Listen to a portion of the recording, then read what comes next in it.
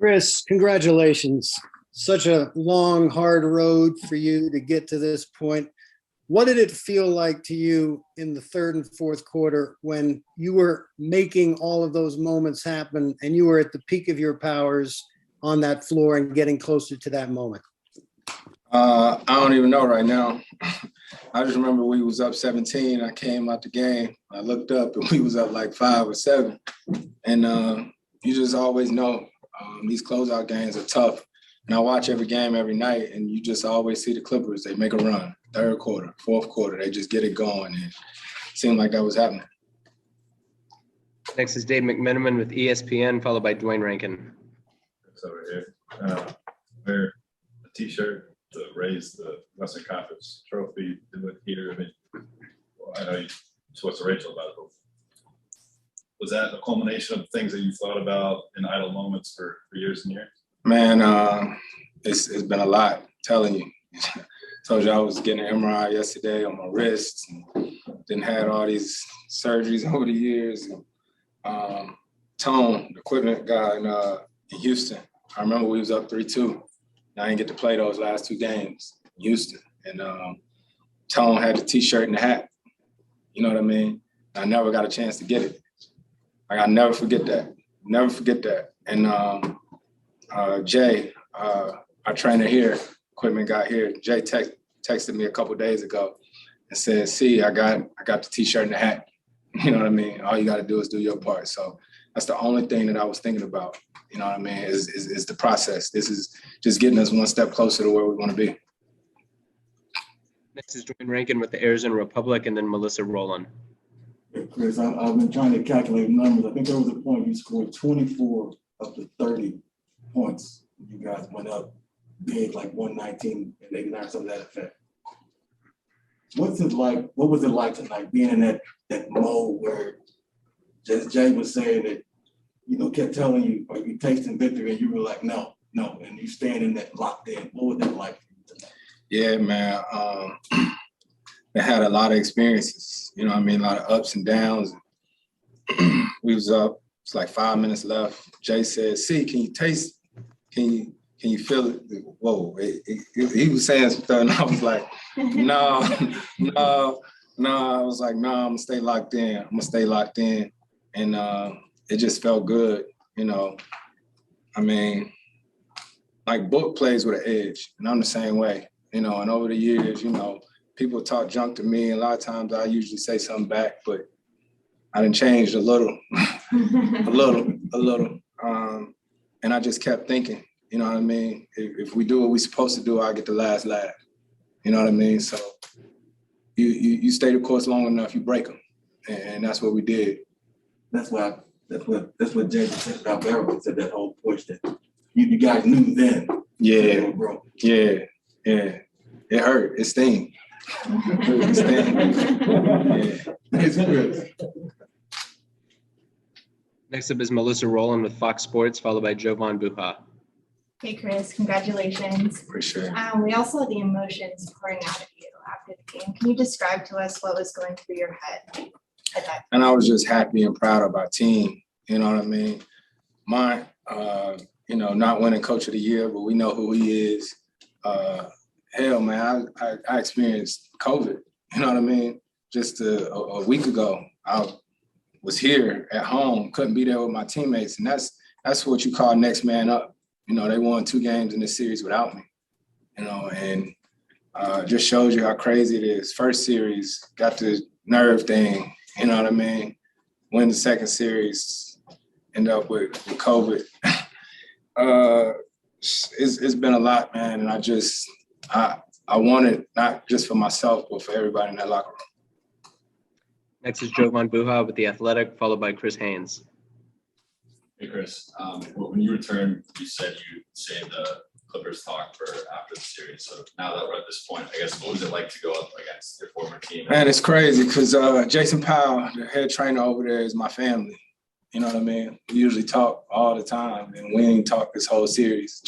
Chauncey is my family, like my brother, and we ain't talk this whole series. I'm so happy for him getting a head coaching job because me and him talked about it during during like quarantine, about what his next thing was gonna be. And, when he said he was gonna be a coach, I was like, you're gonna be the best coach there is, because when we played together here, we used to be in our lockers right next to each other, drawing up plays. So it's been hard not to tell him congratulations, So it's a lot of ties. Dennis Rogers, who was with me for, y'all know, I know. D-Raj ain't just the employee, that's my family, you know what I mean? And so, when you get to the arena for a game like this and you walk past and don't even speak, these people who mean a lot to me. And so to be in a series against them, to get to this is special. Next is Chris Haynes with Turner, followed by Mark Spears. That's Chris. Could you talk about how you evolved into a player that keeps his composure? Because during the series, you had to, I don't know if I'll call him bounce, but DeMarcus is going. Oh, that Wolfen. Yeah, ain't nothing. Ain't nothing. But how do you keep your composure and not respond back? Like those who do. You know what I'm saying? You can do it, you do it. And I think I've just been on the other end of so many losses. You know what I mean? And I know what that feel like. And before the game, me and Jay was talking about it. We put the work in. If you put the work in, then you live with the outcome. You know what I mean? So we work. We're a work team. Past 2-3 games, I've been playing with my fingers, buddy, take these two, and I shoot around today. I said, I ain't doing that. I ain't doing that tonight. And excuse me, Book said he wasn't playing with his mask on either. And so it was good to see it all come together. Next is Mark Spears with ESPN, followed by Sam Amick. Chris, I saw you pointing up to the suite. I see the hat on. The first question is just come to your family. I assume that's for the hometown. Oh, yeah. Trefo. Talk about the hat and pointing up to it. Yeah, Winston-Salem, that's me. Born and raised. Like I always say, all these years, like we still got a ways to go. We still got 4 wins, but all these years I didn't have my hometown and my family right there with me. You know what I mean? So, like I said, it ain't just for me. I asked Jay, I got an extra hat and a t-shirt so I can take it to my brother. You know what I mean? My brother, my whole career, he didn't miss one playoff game I'd have never played in, home or away. So anytime we win something like that, it's for my brother always. I saw your dad once cry talking about your relationship. Yeah, I mean, everybody got relationships. My pops that's my dad. I'm Fortunately. talking about the relationship between you and your brother. Oh, yeah. Yeah, because it's just us. It's just us. I ain't got no sisters or nothing like that. It's just me and my brother. And my brother been with me since day one. Like literally. And everybody know my brother. You know what I mean? The referees know my brother. Everybody know my brother because he's there. Like some people be there, but my brother is there. He always there. He tell me what I don't want to hear, and I love him to death. And can you reveal that you did bark plays to him when you were out? I did. That wasn't true. What, did I texted my brother? Yeah. No. My brother know the game on his own. He was telling Jay his own stuff. You talking about when I had COVID? Yeah. Yeah, I was texting the guys that work in the back. My brother saying his own stuff. Oh. He know the game. My brother. Hey, come on up, brother. Let you post up. I need to get it lifted. Just next to him, there you go. All right, Chris, next up is going to be Sam Amick with The Athletic, followed by Dan Woike. Yep. CP, congrats, man. Appreciate it, Sam.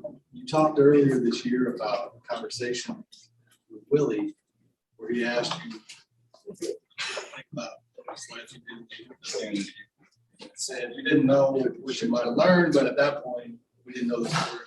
Just get here. So get out there tonight when you've got Clippers fans waiting around, chanting your name and the way that it's a little bit of a Hollywood script, the way this thing went. You got to know, like I told you, Billy Crystal and his wife, the Hernandez family, Iger, you know what I mean? Like I played 6 years here. you know, and a lot of these fans became my family. So Willie, he talks to me about AI all the time, who AI is obviously a hero of mine and texts me after every game. AI texts me after every game. And so Willie just said, you know, if I could do it all over again, what I left. And I said, yeah, because I learned a lot of stuff along the way, you know, and this is like a story book for this part, you know, getting somewhere that I've never been before, going against a team that I always be connected to. Got time for 3 more. Next is Dan Wojcicki with the LA Times, and then Mark Medina. Hey, Chris, I know you want to win more than anything that drives you as a basketball player. But as some of this stuff has happened over the years, the thumb in the jersey, Portland. Yeah, the hamstring, the Rockets. Houston. I mean, like, seriously. Yeah, I can run them off to you. COVID a week ago. Right. The shoulder. Has it ever in your mind been like, this might not happen? Nope. I ain't built like that. You know what I mean? It's just get to work. What was it, game 3? I found out I partially tore some ligaments in my hand. I was like, all right, here we go. You know, but you just, I got an unbelievable team around me. A lady named Ann, you probably seen her. I hugged her when I walked off the court. She's been at every road game, home game, working on me, just trying to get me right for every game. So I'm appreciative to my team around me, my chef, all this. It's a game. It's a real live game that puts it all together. This hit you differently, having gone through all that stuff? Yeah, just because it's a lot. It's a lot. Even I'm a big thanks to Sam Presti for even allowing, you know, all this to happen. And I think back to my first conversations with Book, you know what I mean, with James Jones, all the stuff that had to happen in order for us to get here, right? It's just part of the process. Final 2 questions are Mark Medina with USA Today and Rachel Nichols. Chris, congratulations. Appreciate it, Mark. Monty was saying that, you know, from when he was first coaching the Lions, that he knows that he made some adjustments that just your leadership style, how to pick your spots and when to get on guys, when to be nurturing team. How do you look at how you approach that? Experience, you know what I mean? Just leadership experience. Like when they made that run some years ago, I'd have jumped up, been yelling over there on the bench or whatnot, but I just stayed there and was like, okay, you know, it's cool because you learn how to deal with different guys. And if you go crazy like that, that might make them a little bit nervous or gun shy. But, you know, I'm grateful for all the experiences, good or bad, and just going to keep enjoying the process. Final question is Rachel Nichols with ESPN. I did want to ask about what you reviewed, that workout you did that first night, the day you were traded, and thinking back on that. And then Monty Williams has said that he tried to kind of tell you guys how to play with each other, and that pretty quickly he was like, I just need to get out of the way. What do you remember about both of those nights or both of those experiences?